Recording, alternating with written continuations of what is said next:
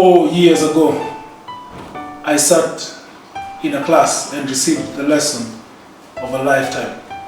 So this professor walks into class looking a little bit unkempt and quite a bit out of place, to be quite honest.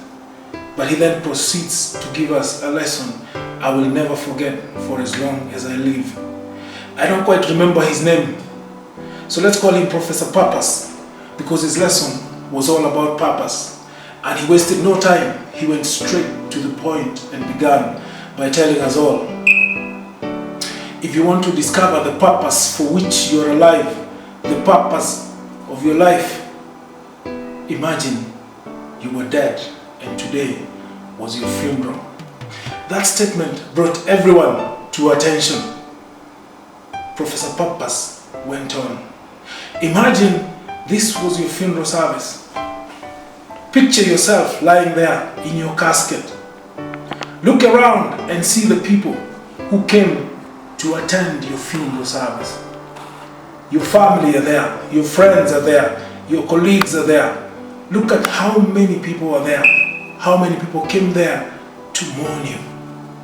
Some of them in black, a good number of them in sunglasses, irrespective of the weather. They're trying to cover their eyes because they are fighting tears of pain, the pain of losing you.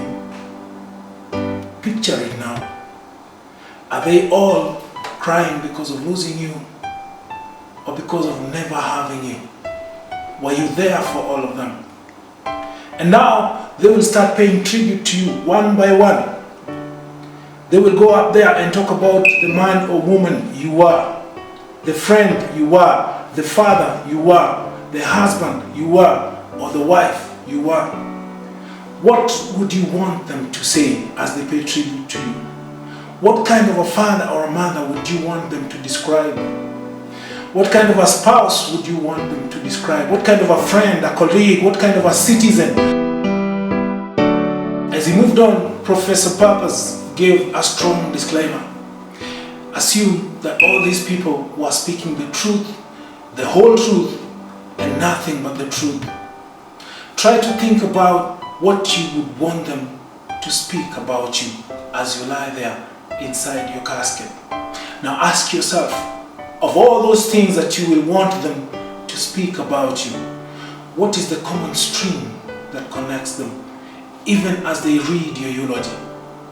What is the common stream? If you can find a common stream in the messages that you want them to speak about you, then that is your purpose. Your purpose is to live in such a way as to make them say those words, in such a way as to put those words in their hearts and in their minds.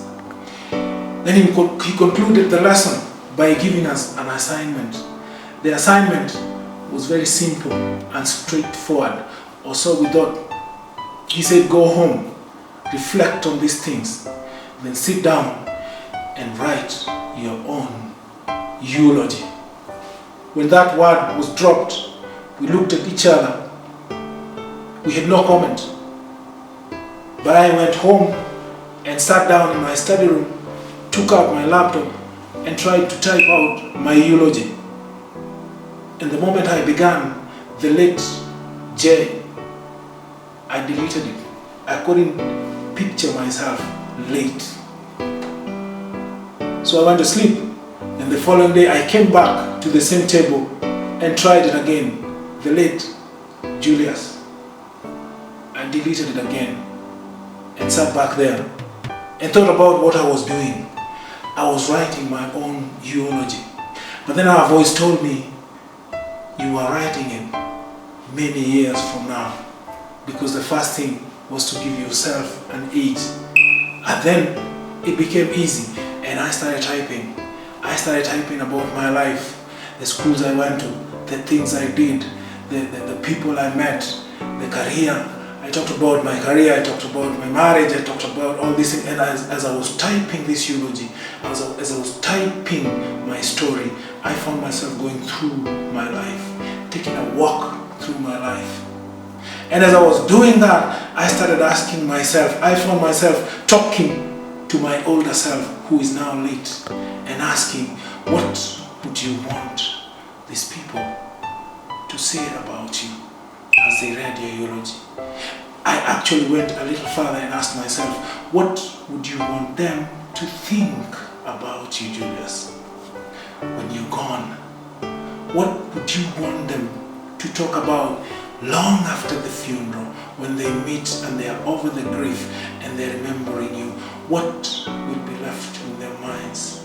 What will they whisper in the evening when they get back home about you that they cannot whisper in your funeral? They cannot speak out. What are the true feelings that you will have left in their life?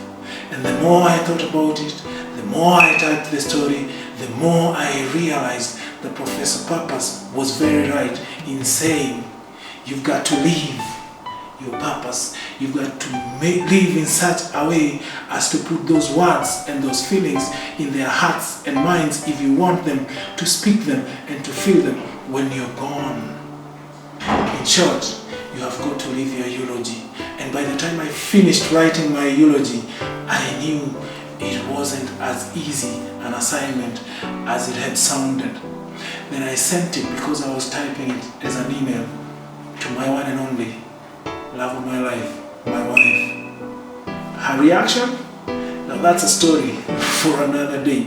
But if you want to hear my eulogy, you have to hang around for a long, long time, because the first thing I did was to give myself a long life. And if you get there, then you're going to hear it. People will sooner than later forget what you did, what you said, but they will never, ever forget how you made them feel.